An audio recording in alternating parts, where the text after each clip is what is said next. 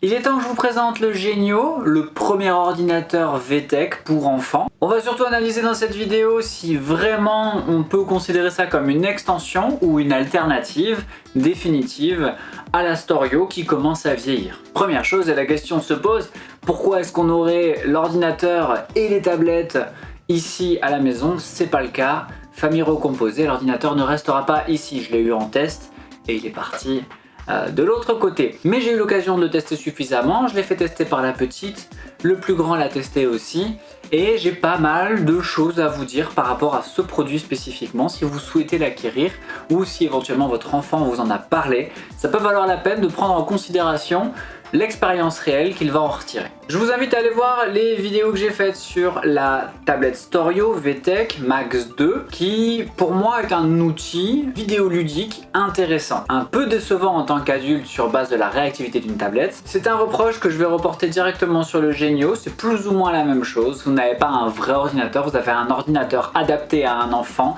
avec des fonctionnalités éducatives et compréhensives pour lui. Forcément, pour vous en tant qu'adulte, ça va être décevant. C'est logique, c'est normal. Et c'est aussi pour ça que l'ordinateur ne coûte que 150 €. Et donc, l'ancienne version Genio ici à 80 €. Ça, c'est celle que j'ai testée avec le petit écran, malheureusement un peu trop petit et bien vendu.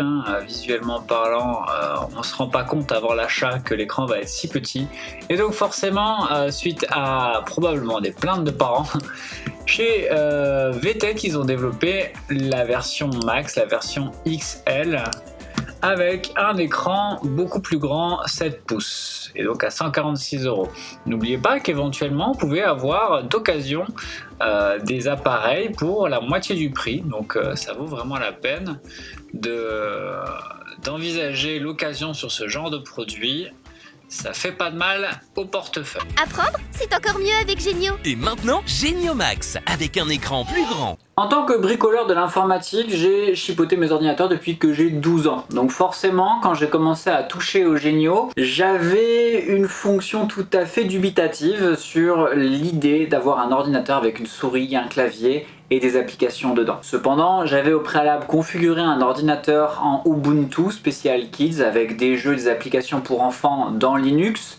L'ordinateur en lui-même, même s'il permettait d'éviter de la pollution et un achat superflu, vu que l'ordinateur je l'avais déjà, en termes de performance ne suivait pas beaucoup plus. Que là on est sur quelque chose qui est composé de manière à être efficace directement pour l'enfant. Et ça c'est super important parce que le niveau de satisfaction par rapport à l'ordinateur que j'avais configuré pour le petit a fait qu'au bout d'un moment il a complètement délaissé l'ordinateur vu qu'il mettait trop longtemps à se lancer, que les applications étaient trop difficiles à lancer et à trouver et qu'il s'y retrouvait pas parce qu'il était trop jeune de toute façon. On parle donc d'un ordinateur pour les enfants de plus de 5 ans, encore une fois par rapport à la tablette qui est proposée à 3 ans. De 3 à 5, je vous déconseille de prendre la tablette, à partir de 5 ans ça devient intéressant. Et pareil pour cet ordinateur, un enfant n'aura pas un grand intérêt pour cet ordinateur spécifiquement avant ses 6-7 ans, parce que déjà il y a beaucoup de lecture, d'écriture, il faut reconnaître les lettres et commencer à faire quelque chose avec ce clavier.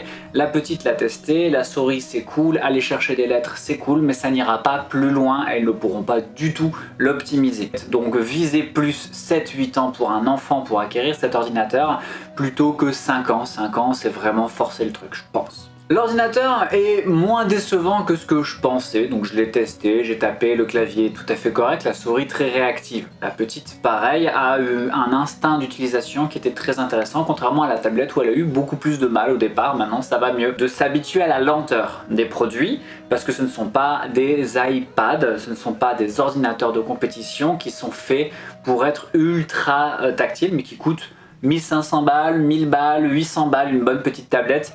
On parle d'un petit ordinateur à 150 €. Franchement, ça fait le taf à ce niveau-là. C'est tout de suite plus intéressant que ce genre de petit ordinateur que VTech a proposé pour les tout petits enfants, mais qui ne fonctionnent pas bien, les applications sont pas vraiment intéressantes ni compréhensibles.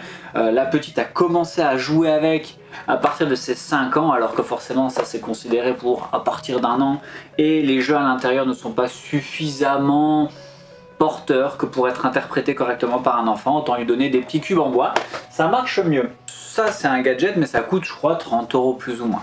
Le petit ordinateur en lui-même il va être utile au sens où vous allez pouvoir proposer à votre enfant par exemple de tenir un petit journal dans lequel il peut raconter des histoires.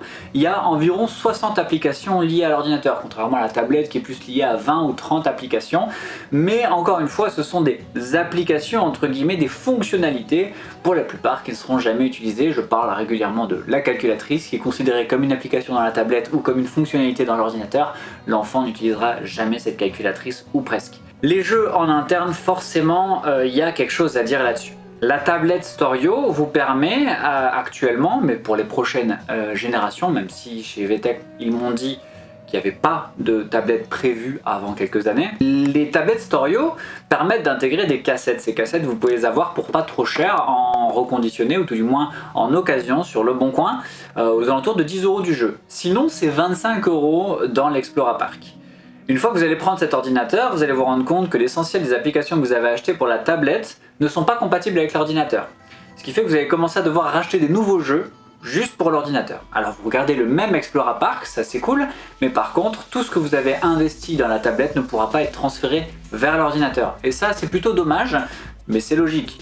Les applications sont configurées pour être en réaction tactile, l'ordinateur n'étant pas tactile, vous avez quelque chose qui n'est pas compatible selon les types de jeux. Certains jeux par contre, genre les énigmes du Sphinx, sont compatibles pratiquement sur toutes les plateformes, que ce soit sur le Kidizoom, la tablette Storio ou l'ordinateur Genio. Savoir une chose, c'est qu'on est parti sur ce dont je parlais dans la vidéo de la tablette, vers un cloud complet et plus de cassettes, pour éviter justement le marché parallèle et donc l'obligation d'acheter des jeux directement dématérialisés sur une plateforme. Donc ça à prendre en considération, l'ordinateur n'est pas vraiment une extension de la tablette. C'est là qu'on arrive à l'idée où il faut éventuellement plutôt choisir entre les deux dès le départ. Comme je vous disais juste avant, la tablette est considérée pour les enfants à partir de 3 ans. Je suis pas tout à fait d'accord, je pense que ça commence à partir de 5 ans. L'ordinateur est fonctionnel à partir de 5 ans, Lorraine n'a eu aucun problème à le prendre en main et à utiliser les premières applications. De fait, l'ordinateur a une portée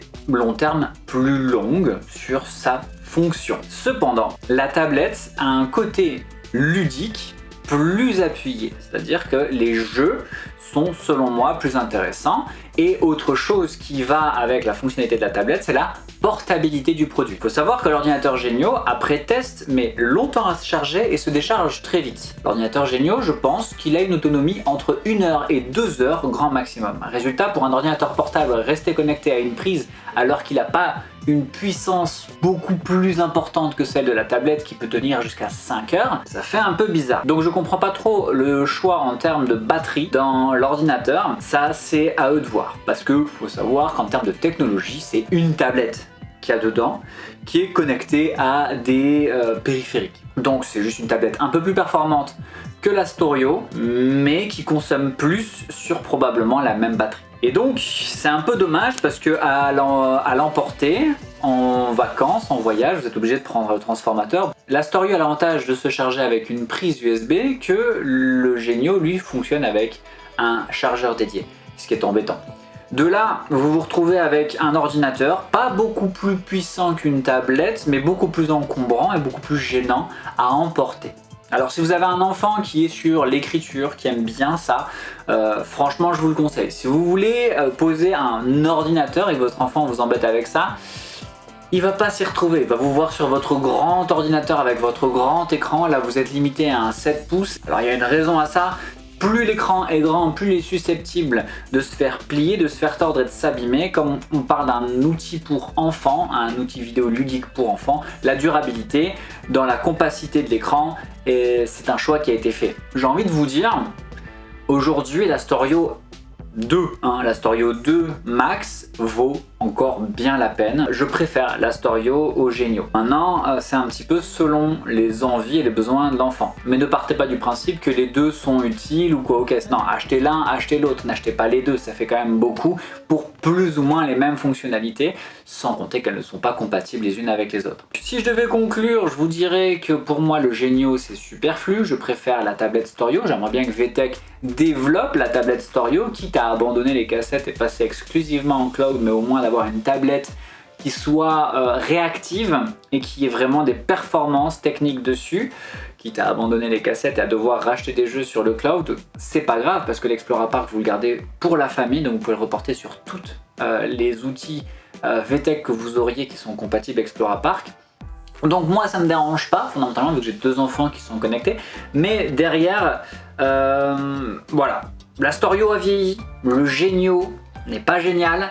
Il va falloir faire un effort parce que si la concurrence se pointe et commence à faire quelque chose d'intéressant, VTech va avoir du mal à se relever parce qu'il y a vraiment un trou là sur lequel il compte pour sortir des trucs assez moyens. Et je trouve ça dommage. Je vous remercie d'avoir regardé cette vidéo, j'espère que ça vous a été utile pour faire votre choix. Je vous ai mis des liens en description, sachez que si vous cliquez dessus, vous ne payerez pas plus cher, mais par contre ça permettra à la chaîne d'évoluer économiquement parlant et de pouvoir proposer du contenu un peu meilleur à chaque fois. C'était Arnaud Tuto, Papa Bricole, à bientôt dans une autre vidéo. Tchuss.